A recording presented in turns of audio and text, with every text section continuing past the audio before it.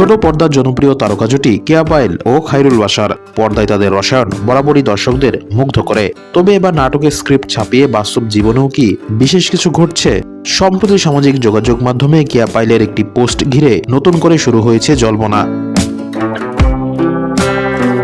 সামাজিক যোগাযোগ মাধ্যমে খায়রুল বাশারের সঙ্গে একটি ছবি শেয়ার করেছেন কেয়া পায়েল, যেখানে দুজনকে বেশ হাসিখুশি মেজাজে দেখা যাচ্ছে। তবে নেটিজেনদের নজর কেড়েছে ছবির ক্যাপশন, যেখানে কেয়া লিখেছেন, যদি সত্যি জানতে চাও তোমাকে চাই। প্রিয় অভিনেত্রীর এমন ক্যাপশন দেখে ভক্তদের মনে প্রশ্ন, এটি কি কেবলই কোনো নাটকের সংলাপ, নাকি এর আড়ালে লুকিয়ে আছে অন্য কোনো বিশেষ বার্তা?